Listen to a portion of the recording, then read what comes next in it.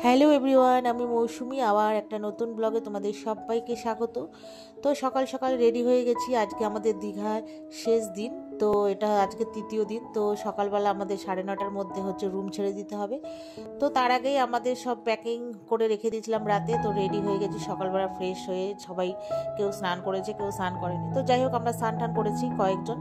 তো পুরো ফ্রেশ হয়ে রেডি সেডি হয়ে নিচে নামছি। আমরা এখন নিচে করব সকালের টিফিন, ব্রেকফাস্ট তো করে তারপরে একটু ঘোরাঘুরি করব, সমুদ্রের ধারে যাব, যেহেতু আজকেই বাড়ি ফিরে যাব তার জন্য। করে তারপরে আমরা বাসে যখন সময় হবে তখন বাস ধরবো।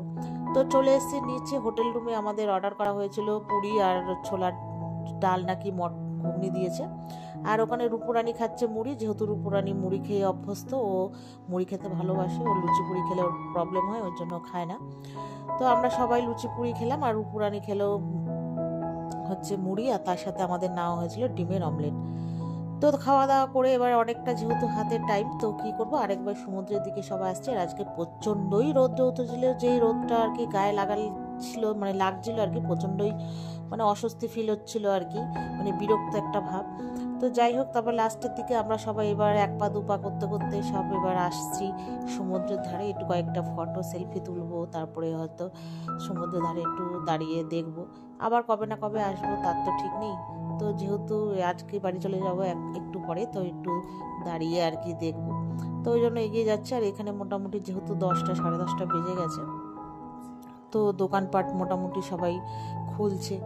তো আগের দিন তো আমরা রাতেই সব কেনাকাটি করে নিয়েছি টুকটাক।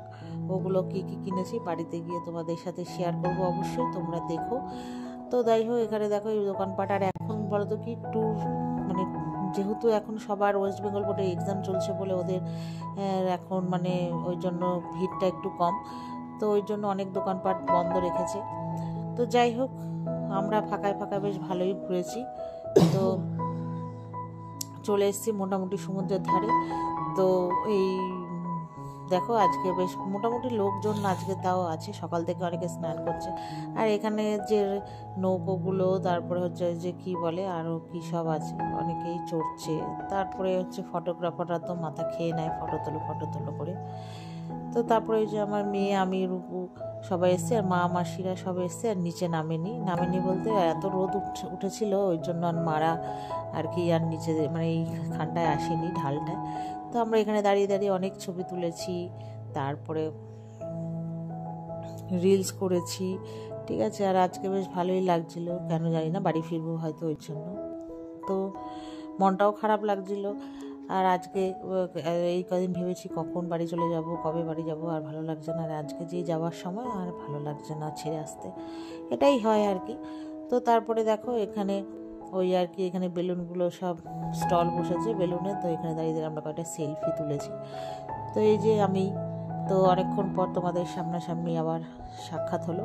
তো তারপরে মারা ডাকছে, বলছে চল চল, আবার বাস ধরার সময় হয়ে যাবে। তো যাই হোক, তারপরে যেহেতু আমরা বাসে করে যাব, তো তার জন্য এখান থেকে নিয়ে নিচ্ছি কদবেল মাখা। আর এই কাকুটা ভীষণই টেস্টি মাখে, মানে যবে থেকে এসেছি ওনার কাছ থেকে কদবেল পেয়ারা মাখা খাচ্ছি আর কি।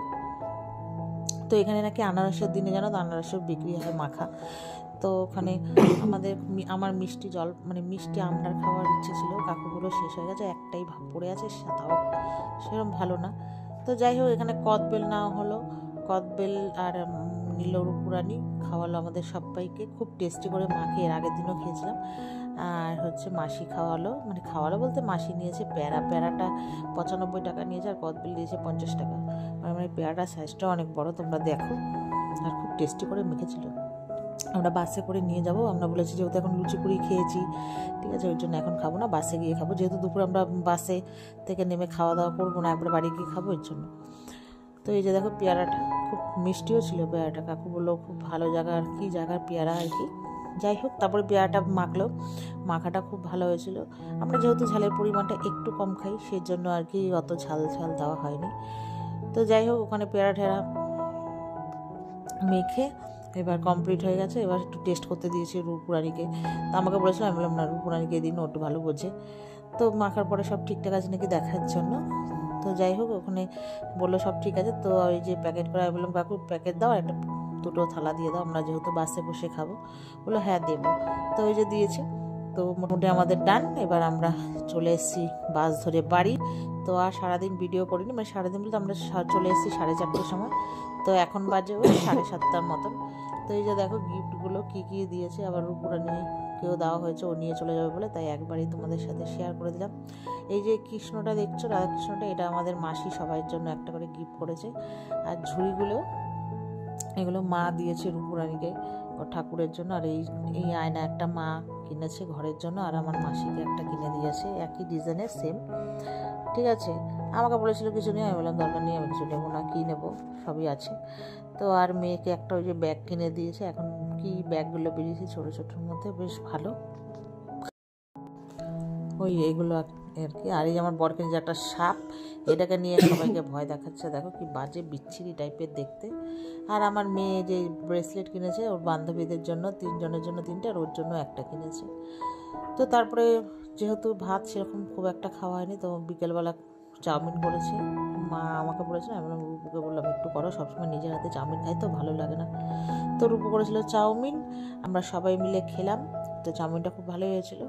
তো বন্ধুরা, ভিডিওটা এই পর্যন্ত। যদি ভালো লাগে লাইক এবং শেয়ার করবেন, আমার চ্যানেলটিকে সাবস্ক্রাইব করবেন। তো চলুন, tata, good night, bye, see you. সবাই ভালো থাকবেন, সুস্থ থাকবেন, বাই।